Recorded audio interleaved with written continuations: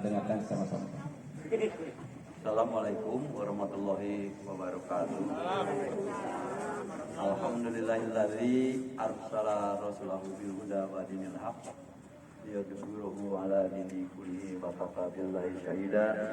Asyhadu an la ilaha illallah wa asyhadu anna Muhammadan abduhu wa rasuluh. Allahumma shalli ala Muhammad wa ala ali Muhammad. Amma ba'du.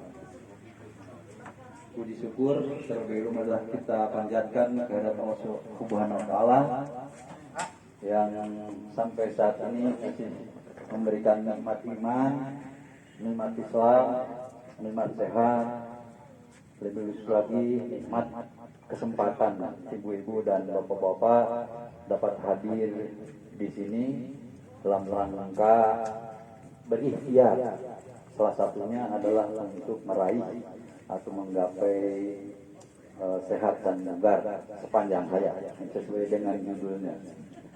Selawat serta salam semoga selalu tercurah kepada junjungan Nabi besar kita Muhammad SAW, keluarganya, sahabatnya, insya Allah termasuk kita di dalamnya sampai akhir zaman.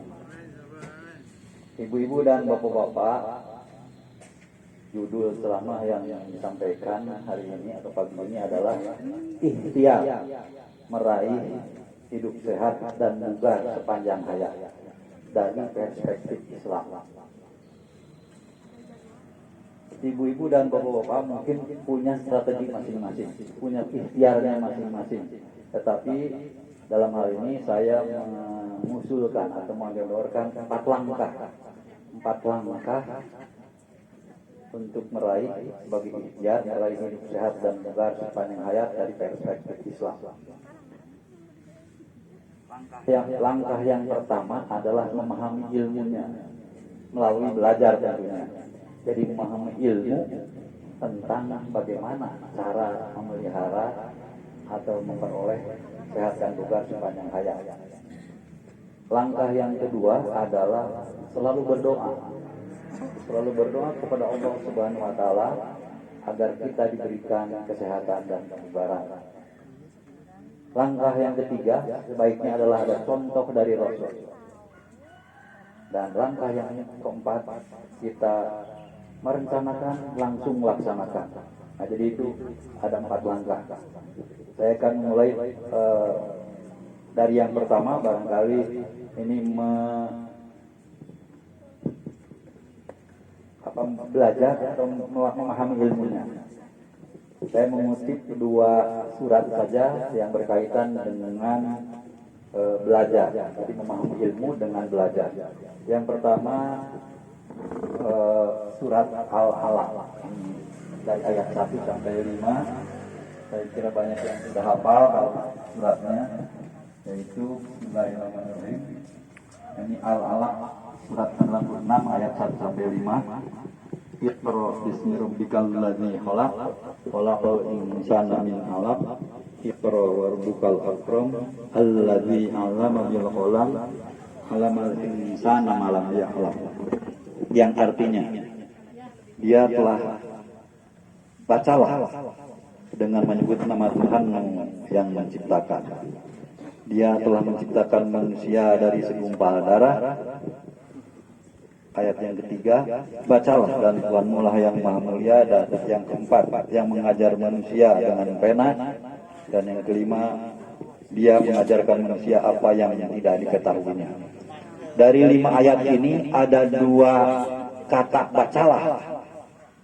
Jadi di sini bacalah bermakna juga dengan perintah dari Allah kepada manusia untuk belajar.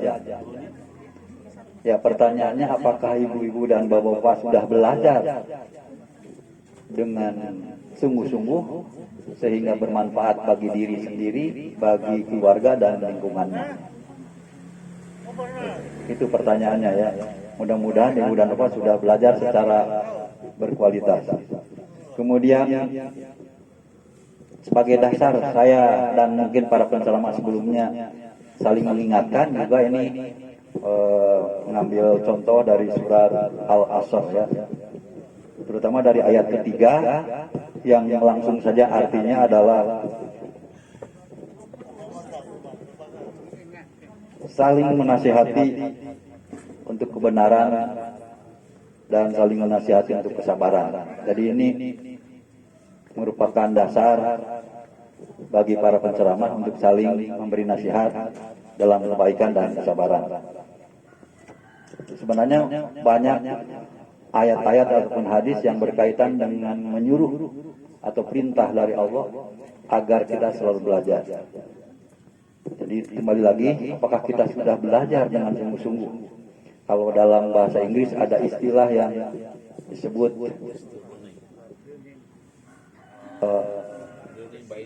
continuous improvement.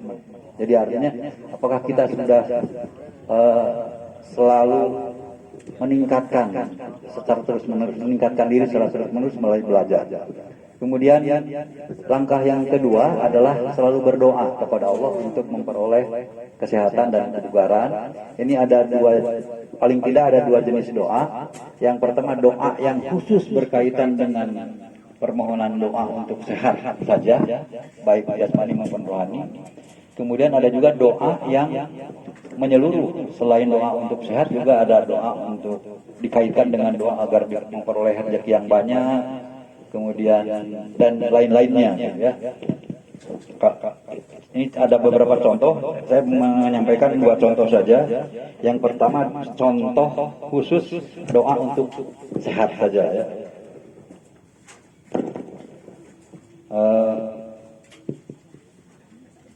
Doanya sebagai berikut. Ya Allah, wahai Allah, panjangkanlah usia kami, sehatkanlah badan kami, terangkanlah hati kami, tetapkanlah iman kami, perbaikilah amal kami, dan luaskanlah rezeki kami, dan seterusnya. Itu yang secara umum mangkali itu ya. Sementara kalau yang khusus itu mengenai badan saja, yang artinya ya Allah, berikanlah kesehatan pada badan kami, kepada pendengaran kami, kepada penglihatan kami. Nah, itu khusus kesehatan badan saja. Kemudian yang ketiga, ini sebaiknya ada contoh dari Rasul. Kalau sebenarnya intinya kalau untuk hidup sehat dan bugar sepanjang hayat ini adalah hidup aktif sebenarnya. Jadi be aktif. Jadi kalau aktivitas kita sebenarnya secara garis besar dibagi 3 bagian, ya. Kalau ibu dan bapak, aktivitas yang pertama adalah aktivitas sehari-hari di rumah. Jadi harapan aktivitas sehari-hari di rumah itu selalu aktif. Ya contohnya ya misalnya menyapu halaman, mencuci, kemudian menyiram tanaman, dan pokoknya selalu aktif, jangan terlalu banyak diam. Itu yang disebut sedentary life, atau artinya hidup yang terlalu banyak diam. Itu akan mengurangi pertahanan tubuh kita terhadap sehat. Yang kedua adalah aktivitas yang berkaitan dengan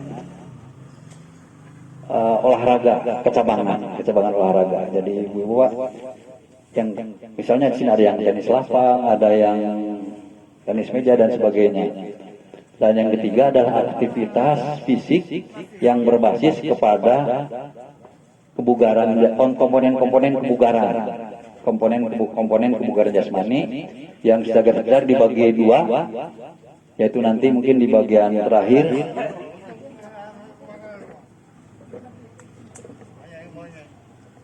komponen-komponen yang berhubungan dengan khusus kebugaran yang berhubungan dengan kesehatan, dan ada komponen-komponen yang berhubungan dengan keterampilan.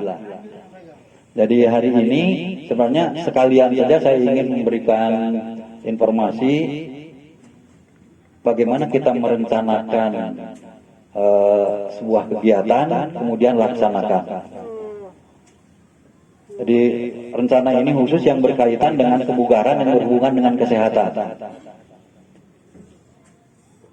Ada 5 komponen kebugaran yang berhubungan dengan kesehatan itu. Yang pertama adalah daya tahan umum atau aerobik. kemudian yang kedua daya tahan otot, yang ketiga kelenturan, yang keempat kekuatan. Jadi itu adalah komponen kebugaran yang berhubungan dengan kesehatan yang sangat mendasar dilakukan oleh ibu dan bapak agar tubuh sehat dan bugar. Jadi komponen ada 4 tadi ya, daya tahan umum, daya tahan otot, kelenturan, dan kekuatan. Ya, sebenarnya ini gampang sekali kalau mau dilatih. Jadi misalnya daya tahan umum yang paling gampang itu dengan jalan yang lebih dari 8 menit. Kemudian daya tahan otot adalah kalau yang suka push up atau punya dumbbell itu 20 kali begini, itu daya tahan otot lengan. Atau jongkok berdiri saja, itu jongkok berdiri berapa kali, itu daya tahan otot tungkai lebih dari 20 kali. Yang ketiga kelenturan gerakan-gerakan senam yang sering dilakukan itu kelenturan. Nah, kalau kekuatan itu adalah melakukan gerakan yang urutannya atau angkatannya kurang dari 12 kali. Jadi kalau kita melakukan hanya mampu maksimum 12 kali, itu latihan kekuatan. Push up juga kalau kita melakukannya kurang dari 12 kali, itu bisa digolongkan kepada kekuatan. Tapi kalau sudah di atas 20 kali lebih, itu daya tahan otot. Jadi mangga ibu-ibu, bapak-bapak bisa melatih sendiri di rumah. Kalau yang misalnya push up hanya kuat 5, itu untuk yang bersangkutan latihan kekuatan. Tapi kalau yang bersangkutan kuat 20 ke atas, itu daya tahan otot. Kalau push up untuk seseorang sudah lebih dari 20 kali, itu harus dibantu dengan beban dari luar. Seperti misalnya pakai beban lain. Nah, setelah angkatnya baru hanya bisa sampai 12, itu kekuatan. Nah, itu mungkin yang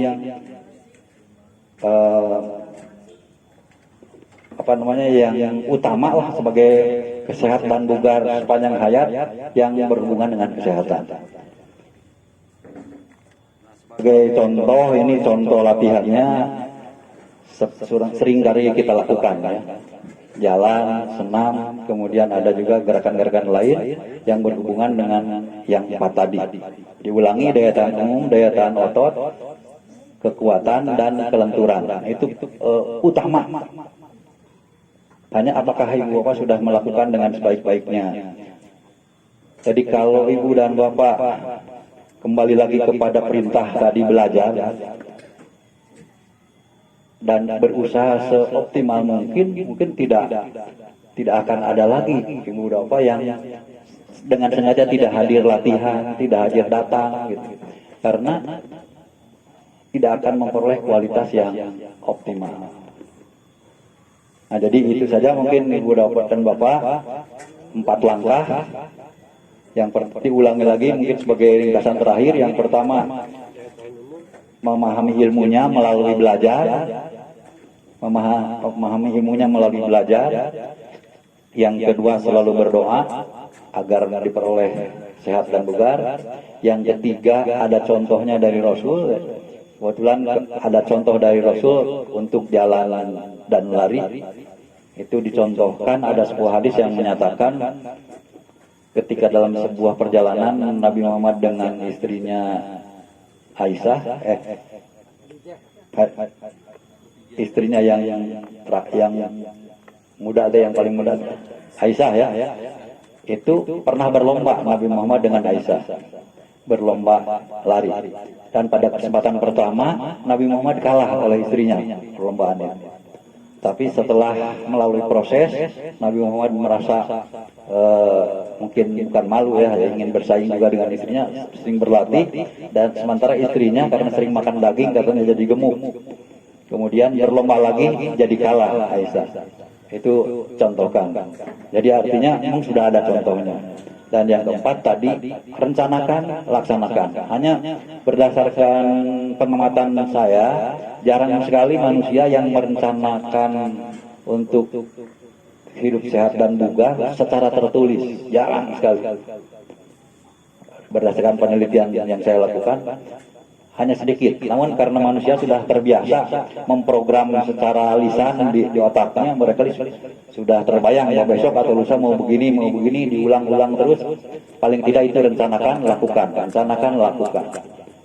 Saya kira itu saja mungkin yang dapat disampaikan. Mohon maaf atas segala kekurangan. Billahi taufiq wa hidayah. Assalamualaikum warahmatullahi wabarakatuh.